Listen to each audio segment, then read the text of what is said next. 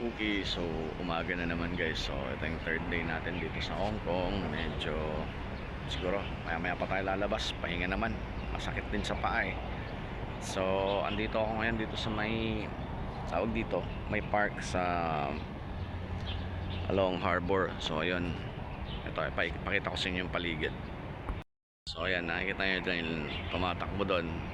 MRT yan, yung umiilaw-ilaw doon. So ayan yung mga buildings nila. It's really very organized. Na appreciate mo rin talaga. So ayan, eto mostly marami sila mga flyover.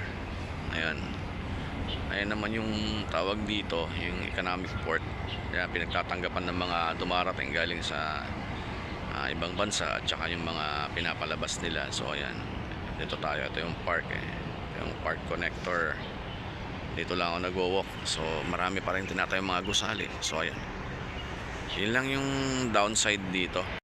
Parang ano, hindi ka makakita ng gaanong tao. More likely nasa loob lang ng mga building. Parang sabi ko nga, para kang ano eh, nanood ng Trip to Busan eh. Wala ka halos makita. Parang zombie dito.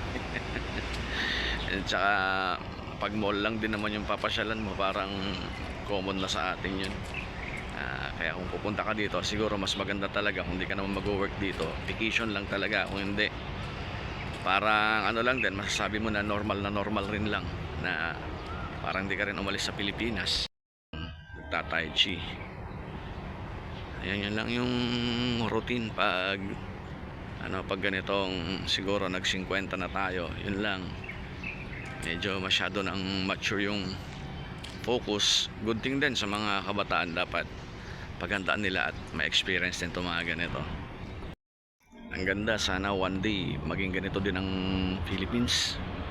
Naalala ko nung bata pa ako, developing na, pero hanggang maging hindi na developing eh, parang naging underdeveloped pa eh. Naunahan na tayo ng mga dating bansang mas mahusay tayo.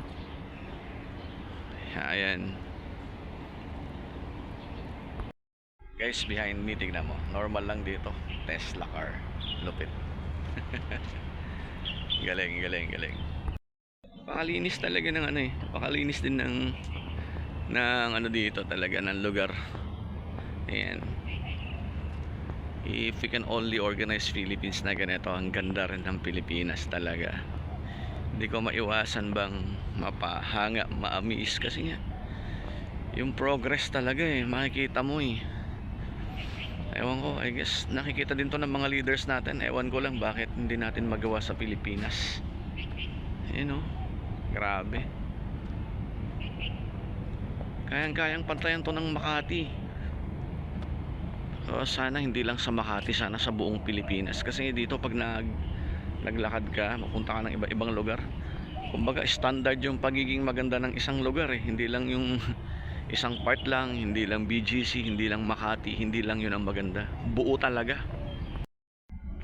Ayun, so guys, I hope nag-i-enjoy kayo dun sa natin, sa ating sharing. Of course guys, this is not to brag, kumbaga this is to inspire, kasi pinag-ipunan din ng matagal. Hindi lang ito basta-basta gusto mong pumunta, hindi.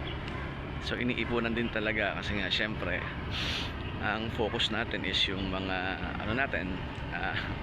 mga maintenance, yung pagbawi ng mga bata nag-work pa tayo. Eto, pambawi lang to habang kaya pa ng tuhod.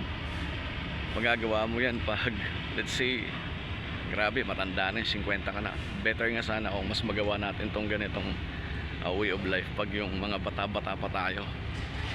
Kaya yun, kaya kailangan talaga magsumikap. Ayun, para at least pagdating ng huli, may reward din tayo sa sarili natin, diba?